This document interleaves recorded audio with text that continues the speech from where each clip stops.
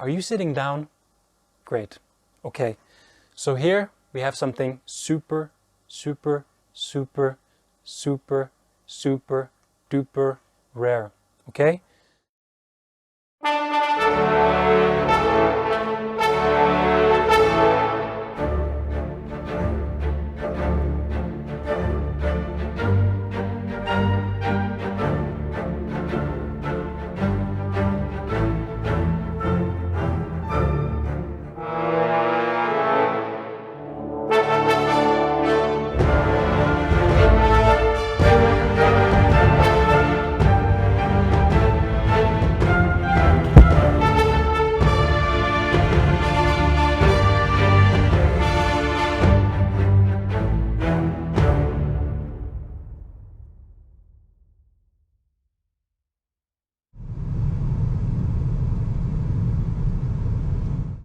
Well, so I know that this is not the typical content, or should I say format, for Feldpost Sunday, as we usually do unboxings and stuff like that. But I really want to share with you guys some of the items that I picked up on this road trip. But before we get going, I would like to give a big shout out to one of my subscribers that I actually met on this road trip. It was so crazy. I can't remember exactly what time it was, but it must have been like 3 o'clock in the morning, and I was grabbing a bite to eat at this gas station, and there you were. So, Joachim, if you're watching, it was great meeting you and so nice talking to you. I'm sorry that I was a little bit out of the weather, but at this point I'd been on the road for about 24 hours and I was starting to feel it. And I still actually had a few hours to go, so to get home. But what an amazing experience meeting one of you guys face to face, hearing how much you enjoy my videos. And that goes for all of you guys, all your comments. I really appreciate it, and it's really, really motivating for me to keep making videos for you guys, to know how much it means to you. And yeah, it was such a great experience. So, well, let's get into the video.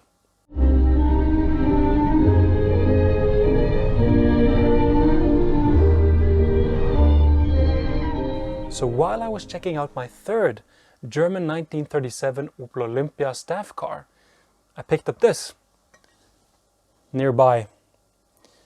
A nice German Luftwaffe serving bowl made from porcelain. In Norway we just call this a potato bowl. It's a nice Luftwaffe marked, made by Bohemia. Really nice piece. It has a little bit of damage right here on the edge, but you can still serve popcorn in this. Still a solid piece.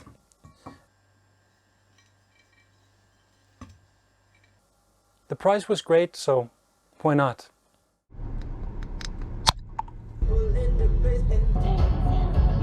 Are you sitting down? Great. Okay, so here we have something super, super, super, super, super duper rare. Okay? Alright. So right here I have 2 sets of audio recordings, and this is a paper document that is attached to one of them. This is super rare, guys. This is an audio recording from Kriegsberichter Unterscharführer Fritz Ihlen, the Norwegian Kriegsberichter Fritz Ihlen. SS-Kommandant Eggers, 3. Kompanie, 12. Schul. Berichtet Unterscharführer Ihlen, technischer Unterscharfürer Hirte. Tagesaufnahme 13.03.44. Thema: Auf den Wege zur Front im norwegischen Sprache.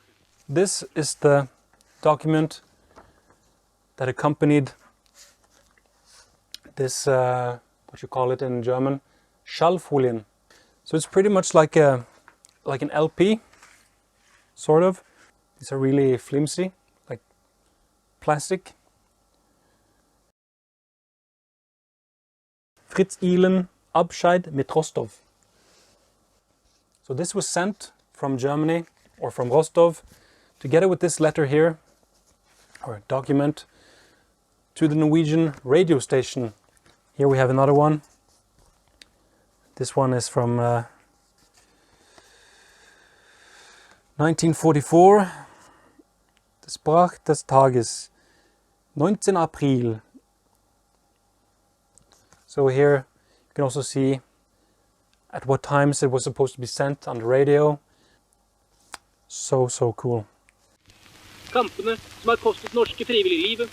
Kampene som viser at nordmenn er beredt til å ofre alt for det som betyr noe for oss alle. Frihet, selvstendighet og kultur. Some really unique items. Really rare. And I feel so fortunate to have these pieces in my collection. One of a kind, awesome pieces.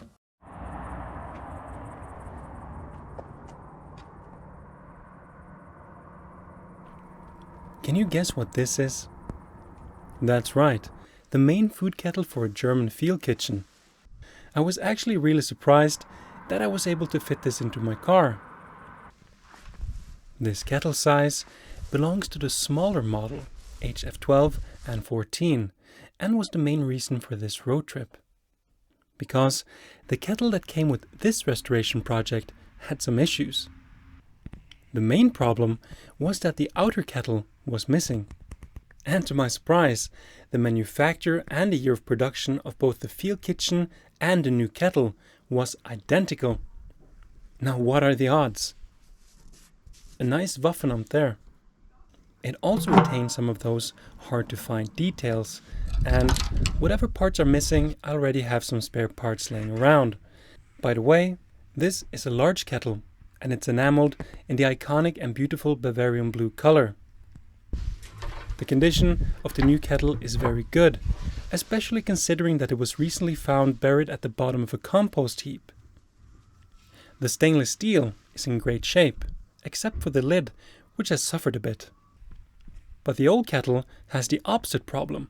What a perfect match. So hopefully, one day, this field kitchen will once again be back in its former glory. The original copper plating can be seen underneath the paint. Copper plating on the exterior of the kettles was typically seen on early production field kitchens.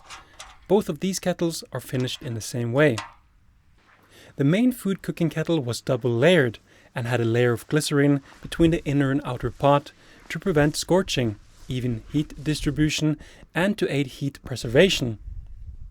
With the aid of this specialized funnel, the field cook could easily refill the glycerin. Well, that's all for now. Thank you so much for watching, and I really hope you enjoyed this video. And until next Sunday, auf Wiedersehen.